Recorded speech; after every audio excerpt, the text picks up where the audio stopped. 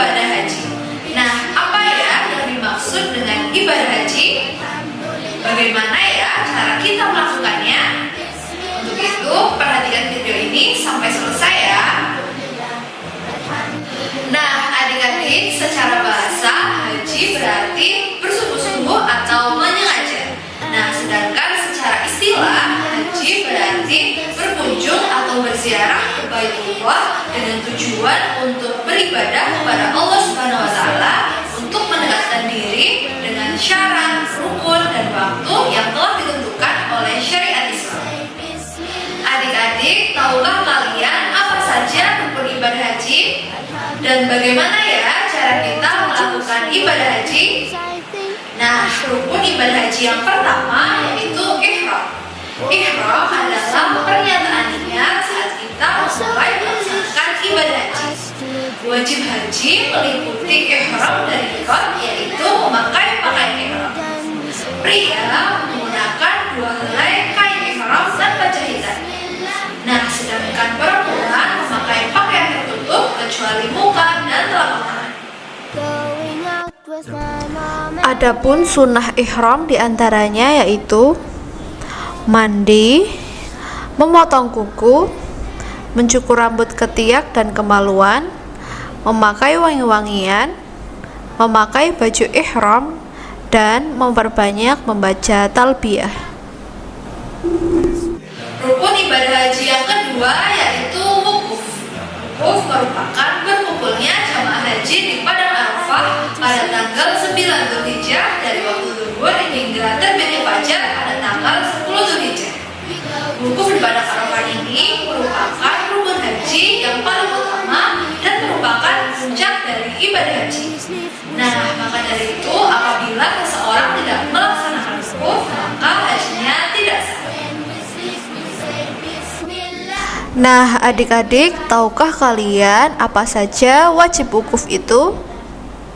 Wajib wukuf diantaranya yaitu yang pertama, wukuf dilakukan di dalam daerah Arafah. Apabila sempat keluar walau sejengkal sebelum terbenam, diwajibkan untuk membayar dam atau denda.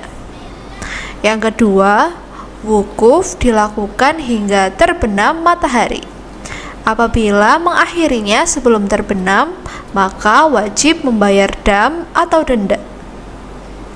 Kemudian, terdapat sunah-sunah yang dapat dilakukan saat wukuf.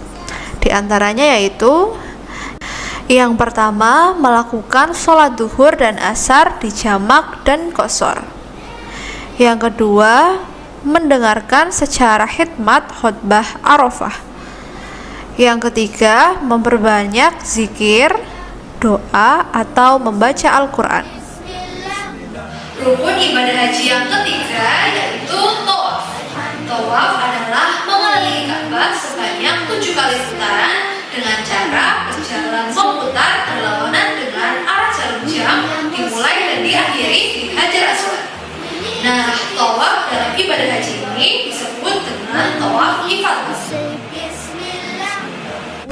Nah, adik-adik, terdapat sunah-sunah tawaf. Di antaranya yaitu yang pertama, istilam. Istilam yaitu mengusap dan mencium Hajar Aswad ketika memulai tawaf dan pada setiap putaran. Cara istilam adalah meletakkan tangan pada Hajar Aswad dan menempelkan mulut pada tangan lalu menciumnya.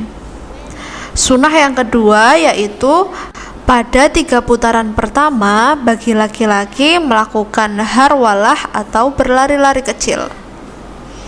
Sunnah yang ketiga yaitu istilam atau mengusap.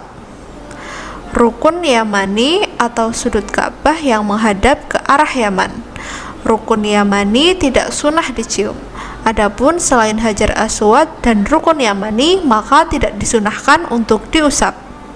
Sunnah yang keempat yaitu sholat di belakang Maqam Ibrahim dengan membaca pada rakaat pertama surah Al-Fatihah dan surah Al-Kafirun, dan pada rakaat kedua surah Al-Fatihah dan surah Al-Ikhlas. Sunnah yang kelima yaitu menjaga pandangan dari berbagai hal yang melalaikan. Sunnah yang keenam yaitu berdoa di depan multazam. Sunnah yang ketujuh yaitu meminum air zam-zam turun menuju tempat sumur zam-zam. Rukun ibadah haji yang keempat yaitu sa'i.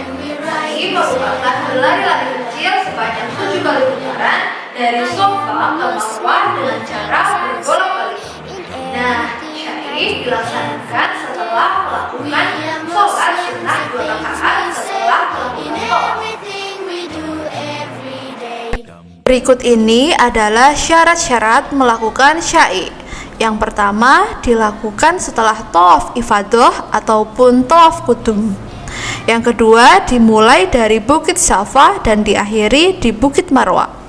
Yang ketiga, dilakukan 7 kali perjalanan dari Safa ke Marwah dihitung sekali, dan dari Marwah ke Safa dihitung sekali perjalanan pula. Adapun di antara sunnah sa'i sebagai berikut. Yang pertama, berjalan biasa di antara Safa dan Marwah kecuali ketika melewati 2 tiang atau pilar dengan lampu hijau, sunnah berlari-lari kecil bagi pria. Yang kedua, memperbanyak bacaan kalimat tahlil, takbir, dan doa ketika berada di atas Bukit Safa dan Marwah dengan cara menghadap ke arah Ka'bah.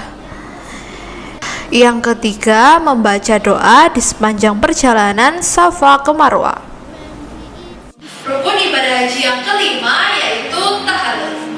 Nah, ketika ihram, para jamaah haji dilarang melakukan beberapa hal seperti mencukur rambut.